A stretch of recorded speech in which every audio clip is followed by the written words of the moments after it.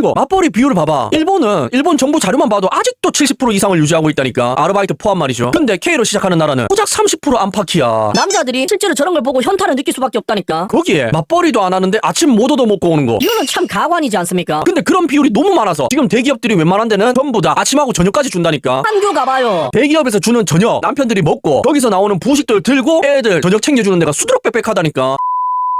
안녕하십니까, 불광입니다. 30살에서 34살까지 남성 미혼율이 75%를 찍었죠. 뭐 때문에? 당연히 남녀가 맞지 않는 부분이 있어서 그런 거잖아. 일단 결혼한 사람들을 봐봐요. 뭐 때문에 많이 싸웁니까? 뭐 때문에 많이 이혼하죠? 돈 때문이잖아. 그리고 그걸 가장 적나라하게 알 수 있는 지표가 있는데 뭡니까? 2018년도까지만 하더라도 계속해서 발표되었던, 지금은 발표하지 않는 임금 수준별 기혼자 비율이지 않습니까? 보시면 남자들은 정확하게 거짓말 하나 안 보태고 돈을 잘 벌면 잘 벌수록 결혼을 잘하고 있는데, 돈이 없으면 결혼을 못하는데 언니 아들은요, 돈을 잘 벌면 결혼 잘하는 건 맞지만 오히려 돈을 못 벌수록 결혼을 잘하고 어중간한 부분을 언니 아들, 200만원 미만으로 버는 언니 아들이 결혼을 못하고 있죠. 왜 저렇게 되었습니까? 왜 이런 눈에 보여지는 결과가 나왔죠? 그리고 이상하게도 18년도 이후로 이런 자료들이 왜 사라지게 되었죠? 누군가들에게 굉장히 불리한 지표니까. 그리고 이 지표로 보았을 때 누군가들이 나의 경제력과 돈만 보고 결혼하려고 하는 비율이 너무 많이 올라가서 실망하고 결혼을 포기하게 되었다는 걸 아실 수가 있지 않습니까? 그런데 이게 사회적으로 큰 문제가 된 적이 있나요? 일본에서는 30에서 34살까지 남자 미혼율이 75%를 찍은 적이 없다니까. 하지만 대대적으로 초식남이다 절식남이다 하면서 굉장히 사회 이슈로 많이 다루고 있었는데, K로 시작하는 그 나라에서는 그만큼 크게 다룬 적이 단 한 번도 없단 말이죠. 물론 왜 자꾸 30에서 34살이라고 이야기하냐면, 남자의 결혼 정년기가 30에서 34살이니까. 아, 그렇다면 언니 아들의 결혼 정년기도 똑같지 않냐고요? 아닙니다. 이거 남녀 편가르기, 여성 혐오를 위해서 이런 이야기를 하는 게 아니고요, 과학적인 이야기를 하는 거지 않습니까? 남자는 충분한 숙면을 취하고 건강한 생활만 하면, 담배랑 술만 안 하고 있으면 50 전에는 나이와 상관없이 임신이 가능하지 않습니까? 하지만 언니 아들은 만 30살만 넘어가도 그게 굉장히 큰 문제로 오잖아. 이런 걸 이야기하는 거야. 제가 드리고 싶은 말씀이 뭔지 아시겠죠?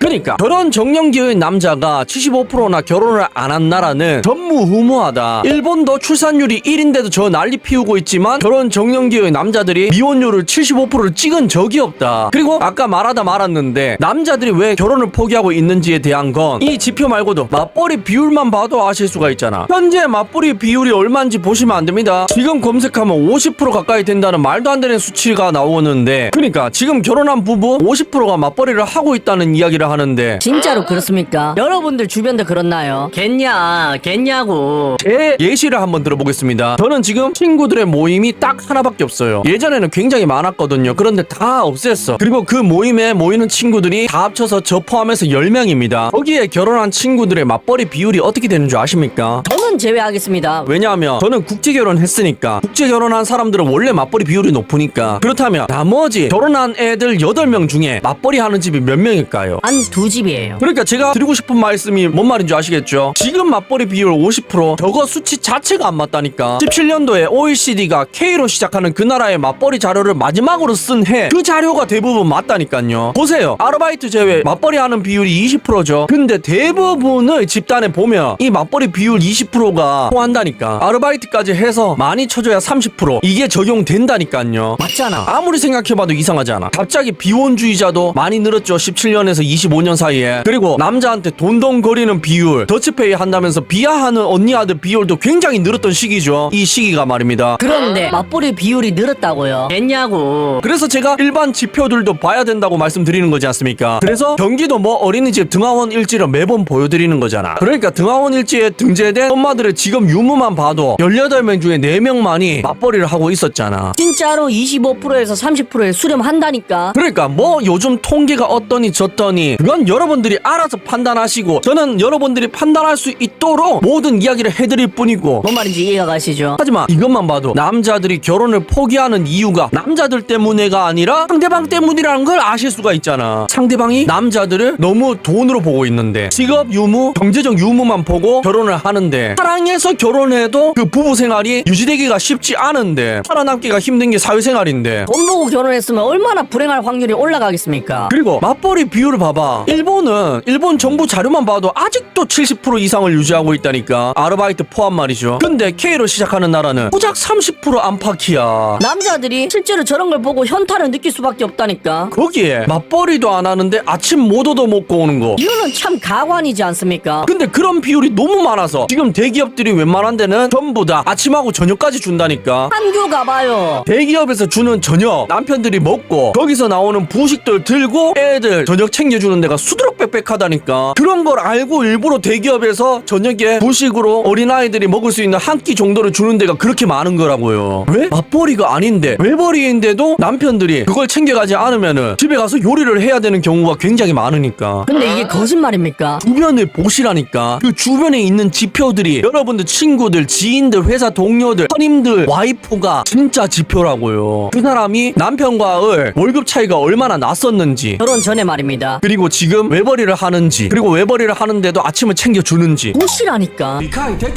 그리고 이런 것들 경제적인 부분에서 남자들에게만 기대려고 하는 몇몇 언니아들. 하지만 그 몇몇 언니아들이 굉장히 많아져서 남자들이 결혼을 포기하는 경우가 결혼 정년기 30살에서 34살까지의 남자 미혼율이 75%를 찍은 거지 않습니까? 그리고 거기에 또 뭐가 있죠? 뭐 때문에 남자들이 결혼을 포기합니까? 후용심이 있잖아. 여기에 대해서 그 허영심을 잘 보여주는 예시를 몇 가지 소개시켜 드리겠습니다. 젊을 때 지방서 하니까 솔직히 시간 아까워. 할 수 있는 것도 없고 서울이랑 너무 차이 나서. 라는 게시글이 있는데 여기에 다른 댓글들 보시면 아시겠지만 지방광역시에서 하는데 이게 도대체 무슨 말인지 이해 못하는 언니 아들이 대부분입니다. 실제로 저 역시도 서울에서도 살아보고 대구, 부산, 구미, 포항, 울산, 김천, 기타 등등 굉장히 많은 도시에서 적게는 6개월, 많게는 3년 이렇게 살아봤거든요. 그런데 서울에 안 산다고 손해본다? 전혀 동의를 못하겠습니다. 이건 지방에 있는 광역시, 특히 대구나 부산에 살아보신 분들은 다들 공감하는 내용이죠. 그런데 언니 아들이 말하는 서울과 지방의 차이 뭐 때문에 저러는지 아세요?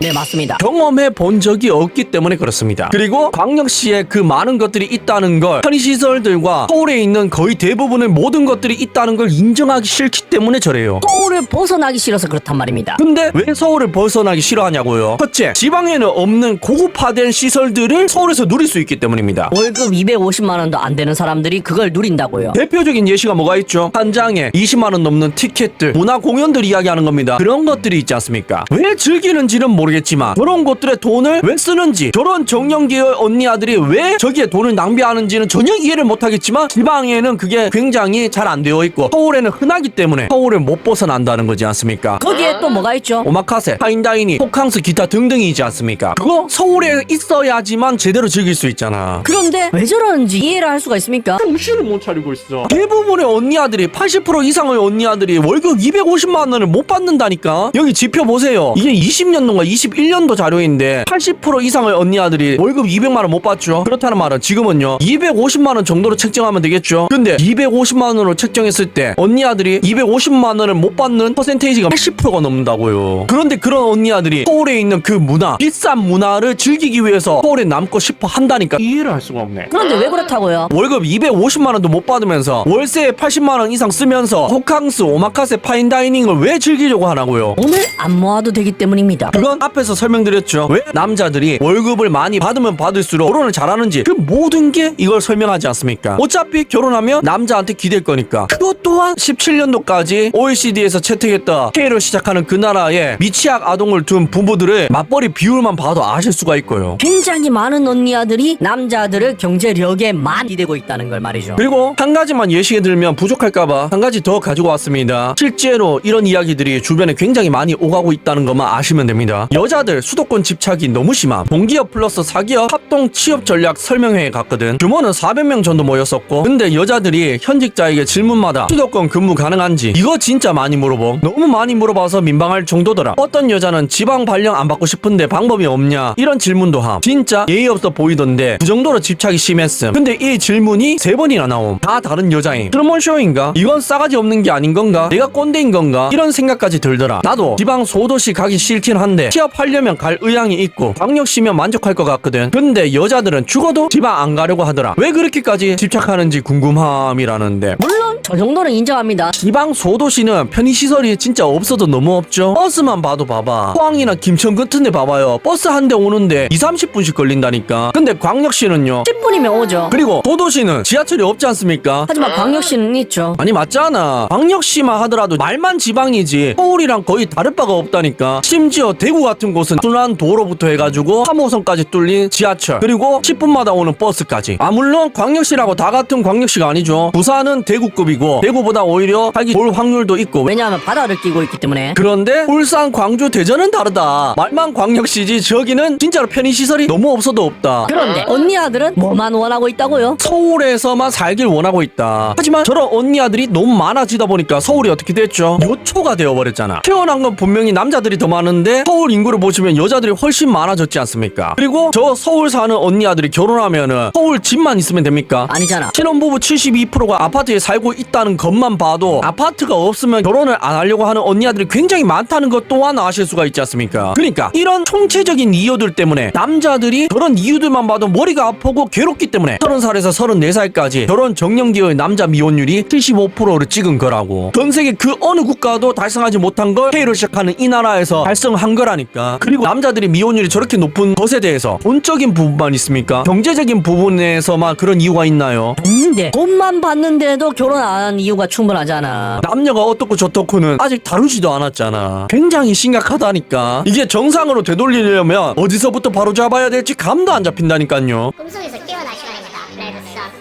시청해주셔서 감사합니다.